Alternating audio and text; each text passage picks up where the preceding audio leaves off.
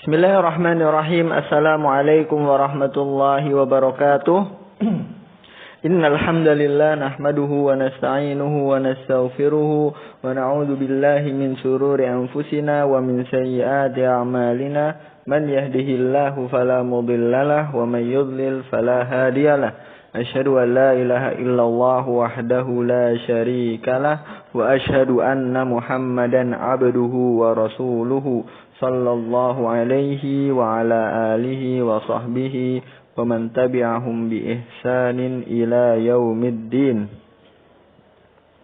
Allahumma 'allimna ma yanfa'una wa anfa'na bima 'allamtana wa zidna 'ilma ya rabbal alamin. Amma ba'du, fa ya ayyuhat talabah, fi hadhil munasabah, pada kesempatan kali ini kita akan mempelajari fikih, yang mana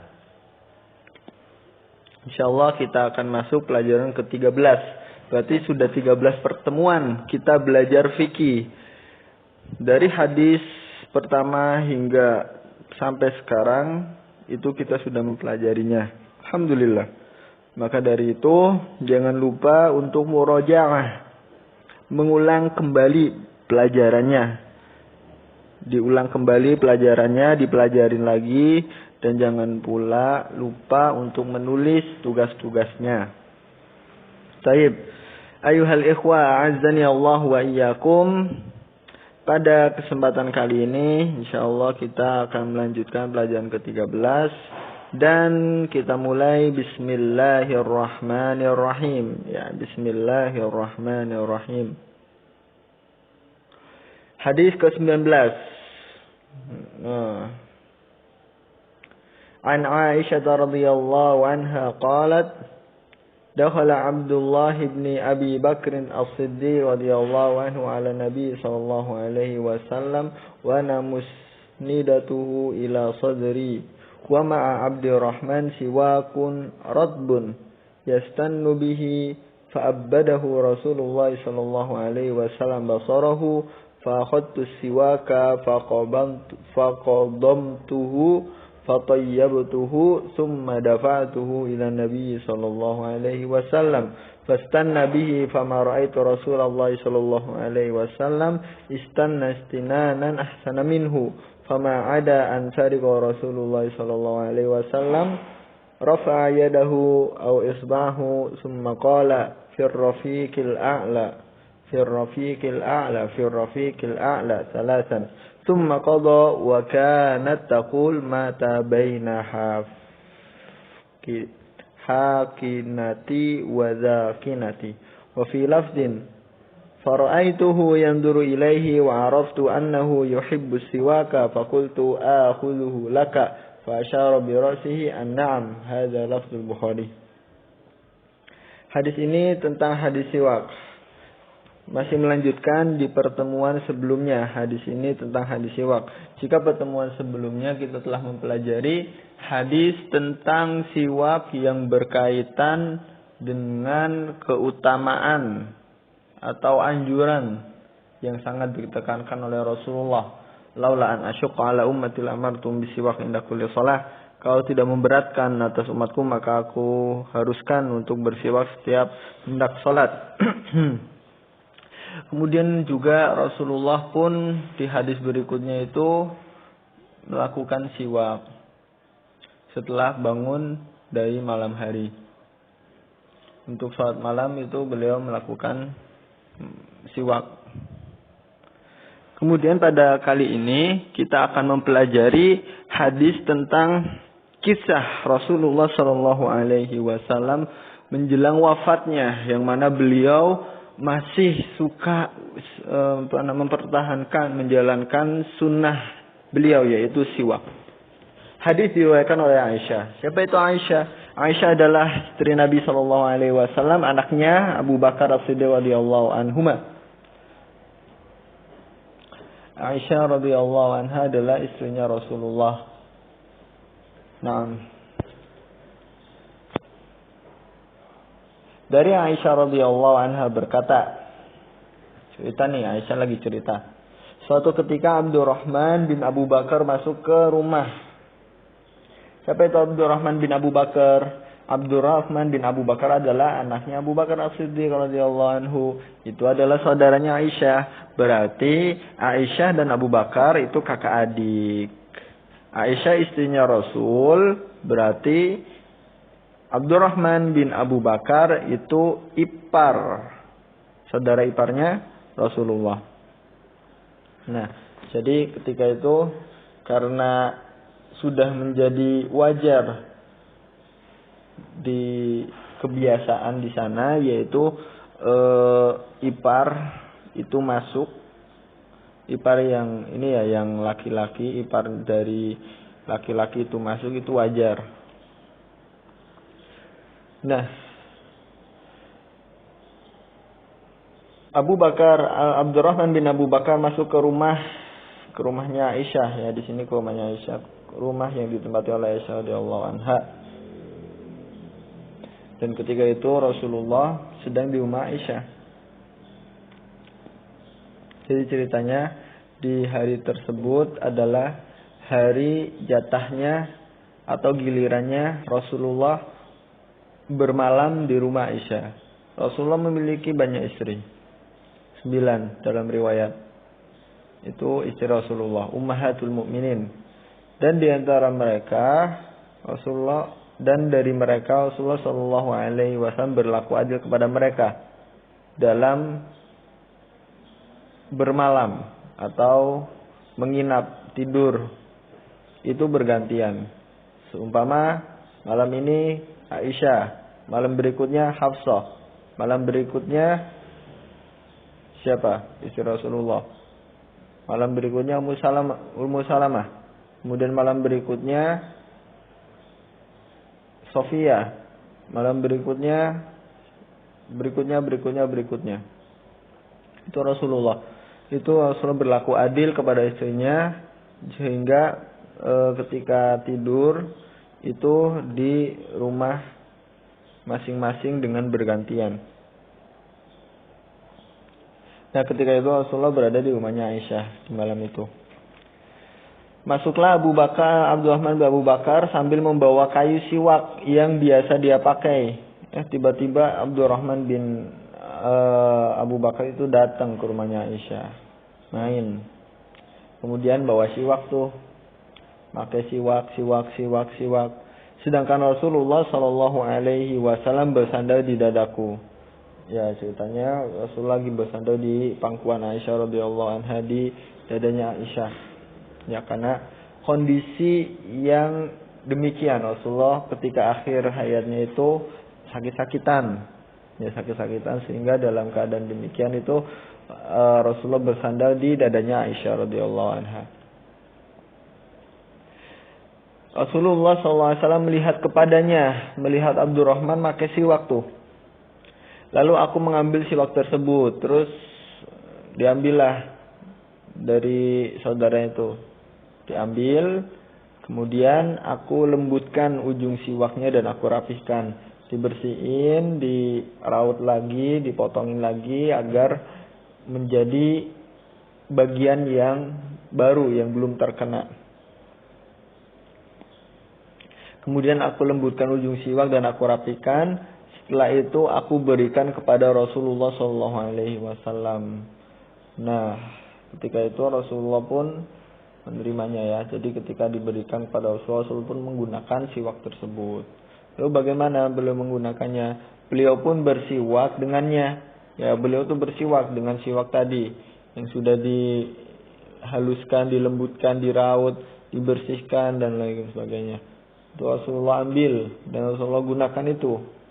Karena Rasulullah suka dengan siwak. Sunnah beliau. Dan sudah menjadi kebiasaan beliau. Maka di akhir hayatnya atau karena sudah terbiasa sampai sebelum meninggal pun menggunakan siwak. Masya Allah. Setelah selesai beliau mengangkat tangannya atau jarinya, saya berkata, Ar-Rafiqul A'la, Ar-Rafiqul A'la, Ar-Rafiqul A'la sebanyak 3 kali. Lalu beliau wafat. Aisyah radhiyallahu anha berkata, beliau wafat di antara dagu dan leherku. Ya, di sini ada kisah Rasulullah menjelang wafatnya.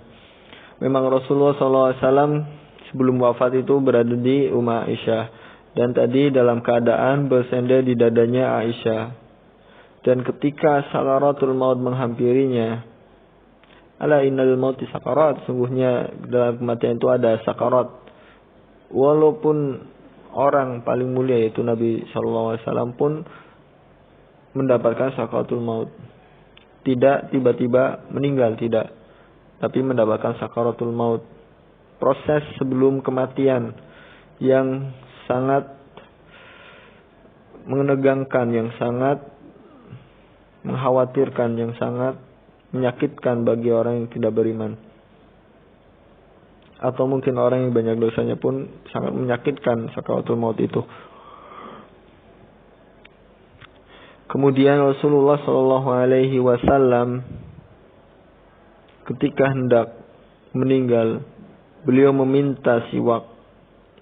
Kemudian gunakanlah siwak tersebut. Kemudian Rasulullah sebelum meninggal mengucapkan pesan, as-salah, as-salah, wa ma malakat aimanukum. Yaitu pesan Rasulullah, salat, salat, dan berbuat baiklah sama budak-budak kalian. Itu pesan Rasulullah.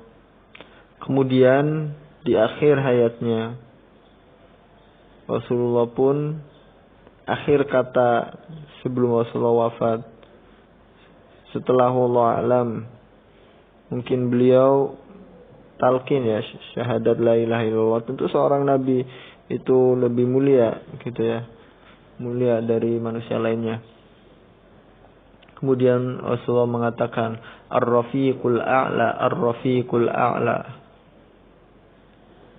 ar-rafiqul a'la. Kedudukan yang tinggi, kedudukan yang tinggi, kedudukan yang tinggi.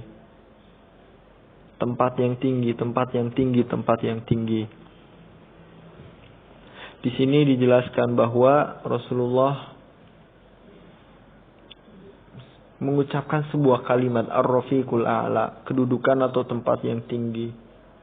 Di sini Rasulullah berharap untuk nantinya mendapatkan ar-rafiqul a'la atau kedudukan yang tinggi fid dunya wal akhirah, di dunia dan di akhirat. Subhanallah. Di dunia Rasulullah mendapatkan kemuliaan, yaitu dikenal oleh umatnya, diikuti oleh umatnya, terkenal oleh manusia. Dan setelah wafatnya, ketika hidupnya itu banyak malaikat yang memujinya, bersolawat kepadanya, hingga Rasulullah wafat pun sampai sekarang para malaikat Allah dan malaikat dan para semuanya itu innallaha malaikatahu yusholluna ala nabi, Allah dan para malaikatnya itu bersolawat kepada Rasulullah. Orang mukmin pun bersolawat kepada Rasulullah, mendoakan kebaikan. Itulah kemuliaan Rasulullah di dunia. Namanya harum sebagai orang yang terbaik di muka bumi ini. Orang paling berpengaruh dalam kehidupan manusia. Itulah Rasulullah Muhammad ibni Abdullah. Kemudian nanti di akhirat pun Rasulullah yang mempunyai syafaat uzma, yaitu syafaat untuk meminta kepada Allah agar diselesaikan urusan semua manusia. Setelah manusia berkecil hati atau merasa bingung di padang mahsyar, menunggu mereka mendatangi Nabi Adam karena ayah pertama, mendatangi Nabi Musa, mendatangi Nabi Isa, mendatangi Nabi Ibrahim dan nabi-nabi yang lainnya. Tapi mereka, para nabi itu enggan untuk memintakan syafaat. Kemudian mereka datang ke Rasulullah dan Rasulullah pun memintakan syafaat kepada Allah. Dan itulah kemuliaan Nabi Muhammad di akhirat, memintakan syafaat, perwakilan dari manusia untuk meminta syafaat kepada Allah Subhanahu wa taala. Ikhwati fiddin, azani Allah wa iyyakum. Itulah hadis ini. Jadi kisah Rasulullah di akhir wafatnya, beliau masih menjalankan sunnah yaitu siwak, dan beliau juga mengatakan ar-rafiqul a'la, ar-rafiqul a'la. Nah, kemudian kita akan masuk faedah hadis ini. Faedah yang pertama, disunahkan bersiwak dengan siwak yang masih basah. Ya, yang menjadi sunnah itu siwaknya masih basah, bukan siwak yang kering. Karena kalau kering udah menjadi kayu, enzimnya itu sudah berkurang. Tapi kalau masih basah, enzim atau zat-zat yang ada yang baik untuk siwak itu masih ada, dan itu bagus untuk gigi, untuk mulut. Kemudian yang kedua, boleh bagi seorang bersiwak dengan siwak orang lain, namun setelah dia bersihkan dan dirapikan ujungnya. Ya, boleh minjem siwaknya, kemudian dibersihin, kemudian dipakai. Kalau orang yang lain itu ridho. Ya, kalau nggak ridho nggak usah. Mungkin ridho karena itu mungkin punya istrinya, atau punya suaminya, atau punya anaknya, atau punya ibunya, atau punya uminya, kemudian digunakan, dibersihkan, itu nggak apa-apa, asal orang tersebut yang punyanya itu ridho. Kemudian keutamaan bersiwak, yang mana Nabi Shallallahu Alaihi Wasallam senang sekali dengan siwak, sampai-sampai beliau bersiwak menjelang wafatnya. Masya Allah, ya Rasulullah senang sama siwak, dan hingga akhir hayatnya pun beliau masih melakukannya. Kemudian yang keempat, semangatnya Nabi SAW dalam mengamalkan sunnahnya sampai menjelang wafatnya. Ya, tadi ya, karena siwak adalah sunnah, beliau semangat sampai akhir hayatnya pun menjalankan sunnah. Mungkin sunnah-sunnah yang ada pada Rasulullah hingga akhir hayatnya pun istiqomah. Ya, Rasulullah melakukannya hingga akhir hayatnya. Maka kita sebagai seorang muslim menjalankan sunnah Rasulullah, sunnah apapun itu sebisa kita mungkin. Sunnah untuk melakukan hal-hal sunnah, mengucapkan salam, membantu orang lain, membuat senang orang lain, kemudian menjaga ucapan, berbuat baik kepada orang lain, memberi manfaat kepada orang lain, itu sunnah. Atau dalam penampilan tidak isbal, itu sunnah yang diwajibkan. Kemudian apalagi tidak berpakaian tasyabuh dengan kufar, tidak melakukan hal-hal yang dilarang oleh Allah dan Rasulullah, itu harus kita lakukan sampai akhir hayat. Wala tamutunna illa wa antum muslimun. Jangan kalian meninggal sampai kalian menjadi seorang, kecuali dalam keadaan Islam. Ya, kalian dilarang meninggal sampai kecuali dalam keadaan Islam. Wala tamutunna, jangan kalian meninggal illa wa antum muslimun, kecuali dalam keadaan Islam, berserah diri. Nah, intinya ayuhal ikhwah, Rasulullah menjalankan sunnah-sunnah itu sampai akhir hayatnya. Maka kita berusaha semaksimal mungkin menjalankan sunnah-sunnah Rasulullah, taat kepada Allah hingga akhir hayat kita. Nah, inilah pertemuan kita pada kali ini. Alhamdulillahirabbil alamin. Jangan lupa tugasnya menulis hadis, kemudian terjemahannya hadis ini, kemudian terjemahannya, kemudian faedahnya. Kemudian juga jangan lupa untuk murajaah pelajaran-pelajaran sebelumnya, dan jangan lupa juga untuk menulis tugas-tugasnya, dan nanti tugas-tugasnya dibawa ketika kalian berangkat ke pondok agar kalian bisa belajar untuk ujian.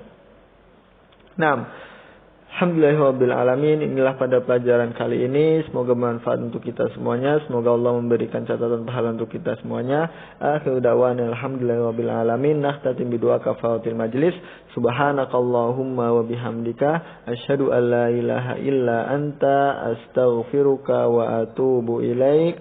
Assalamu alaikum warahmatullahi wabarakatuh.